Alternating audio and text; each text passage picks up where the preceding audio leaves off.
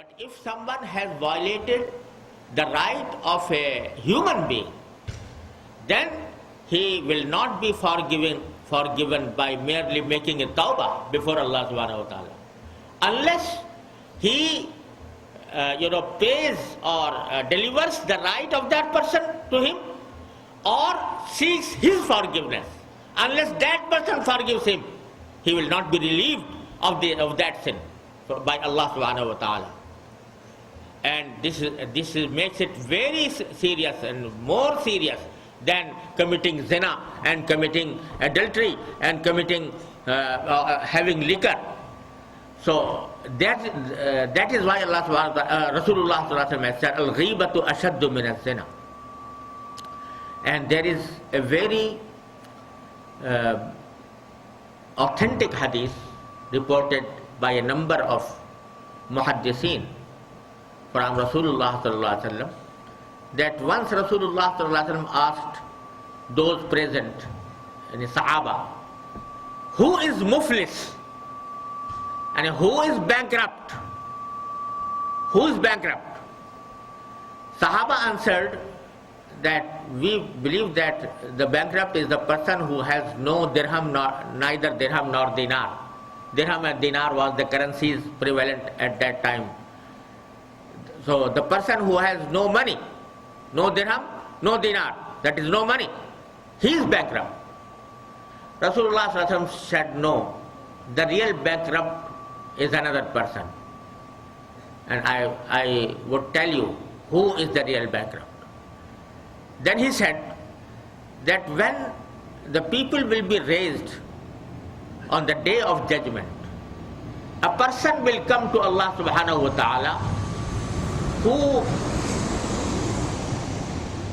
will have a lot of virtuous acts to his credit. Lot of virtuous acts to his credit. But and he was happy that I have such and such virtuous acts and I'll be given Jannah inshallah. But at the same time, many people around him, they say to Allah subhanahu wa ta'ala that we have many rights against this person. He has looted my money, he has usurped my money, he has usurped my property, he has backbited me, he has told lie to me, he has deceived me, he had abused me. So there are a number of persons who bring complaints against that person for violation of their rights.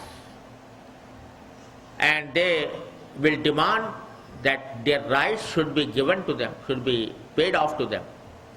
Allah subhanahu wa ta'ala will say that there is no dirham nor dinar here, no money.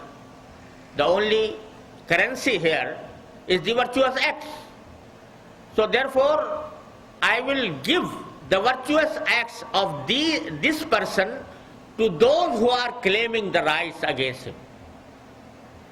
So now, these persons will go having the virtuous acts of this person. Somebody goes with his salah, somebody goes with his psalm, somebody goes with his other acts of worship. So much so that he will remain empty-handed. Nothing remains to his credit. Still there are some people who are claiming their rights against him.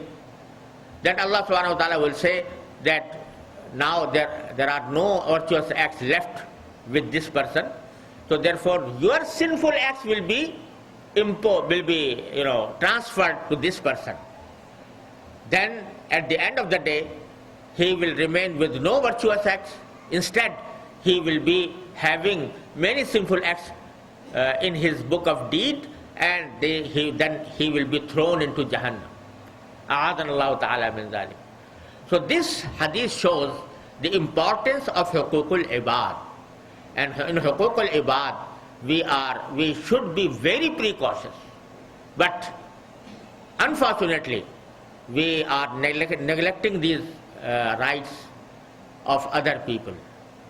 For example, I don't know what happens in this country, But whenever I go to a mosque and deliver a lecture,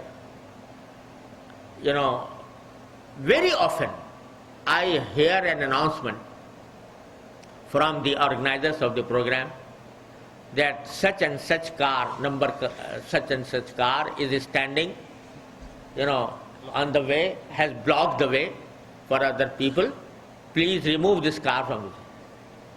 So those who park the car at a place that blocks the way for other person, he is committing a grave sin regarding Huququl Ibad, because he is hurting others. But nobody ever pays heed to it. Nobody knows that he is committing a sin, because the general perception is that the deen, Islam, is confined to the masjid only. And even in the premises of the masjid, the parking of the car has no relation with deen and Islam. And therefore, they hurt others by their acts. And this is a grave sin, gunah kabira, to hurt a Muslim, or to tease a Muslim, or to put obstacles in ways of others. This is a gunah kabira, and nobody appreciates that. So because we have made Huququl Ibad out of deen totally, we sometimes encroach upon the properties of the other, and especially on the property of government, encroach upon the property of the government. But nobody pays heed to it, and nobody appreciates that he is committing a sin. Rasulullah has said that if you encroach upon the property of one person, that property, that particular part of the world will be the top of his neck on the days of judgment. But nobody pays heed to it. There are many practices prevalent in our society. In Pakistan, the use of loudspeaker has become a curse for the people. They use the loudspeaker in a loud voice, and the whole population, the whole habitation, is under torture by the voices coming out from the loudspeaker. If someone is patient, someone is suffering an illness, he cannot sleep. This is against the dictates of Sharia. This is against the violation of Huququl Ibad. But nobody, they reciting Naats or reciting Holy Quran in the loud sense. But Rasulullah has forbidden to recite Holy Quran at a place where the people are working and they are not paying heed to the Holy Quran.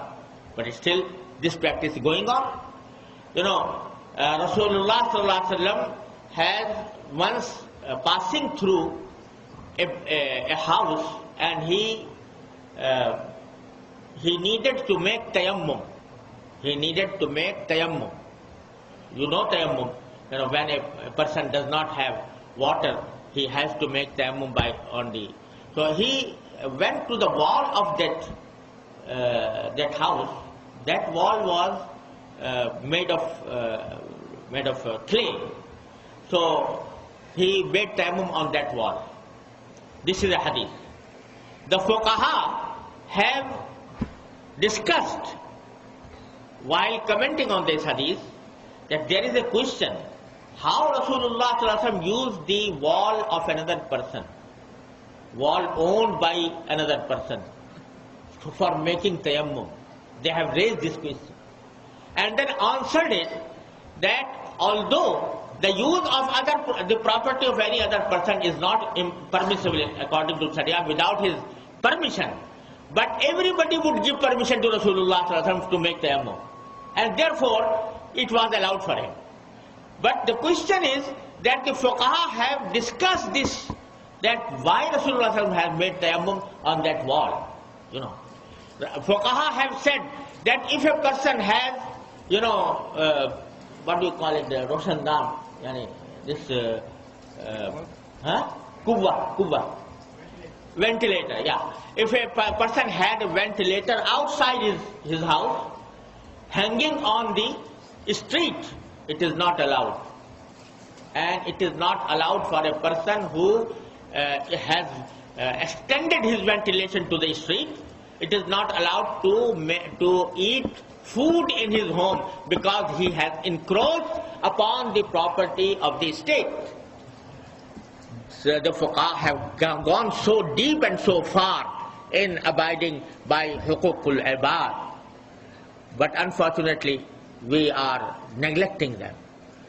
And if a property is owned not by a private person, but by the state, then it is more grave, because the rights of the whole citizens is violated, because this particular property is not of the government, not of the president, not of the prime minister, not of a particular minister. It is owned by the whole society, all the citizens. And if you violate their right, then it will be very difficult how to seek forgiveness from all of them. So therefore, these are some points that are much neglected in our society, and we should pay heed to them, and we should know the basic requirements and basic principles given by the Islamic Sharia about huququl ibad. There are, many families in which there are quarrels between husband and wife, between the mother of the husband and between his wife, and they commit oppressive acts against each other. This is totally haram. This is totally against the dictates of Sharia and against huququl ibad. So these were 2 points that I wanted to make about this holy verse that I have just recited, and I pray to Allah subhanahu wa ta'ala that He may guide us and may give us tawfiq to abide by the guidance provided by this holy verse and by the Qur'an Kareem, and may Allah subhanahu wa ta'ala make our lives reformed according to the teachings of Rasulullah sallallahu alaihi wasallam. At the end, I would request, in order to act upon this holy verse, that every Muslim should devote some time for educating himself and educating his family about the precepts of Sharia, not only in ibadat but also with regard to huququl ibad, and to read some books that give you the correct precepts given by Sharia in that field. Inshallah, it will help all of us to abide by the dictates of Allah subhanahu wa ta'ala in this particular field. وآخر دعوانا الحمد لله رب العالمين سبحان ربك رب العزة عما يصفون وسلام على المرسلين والحمد لله رب العالمين.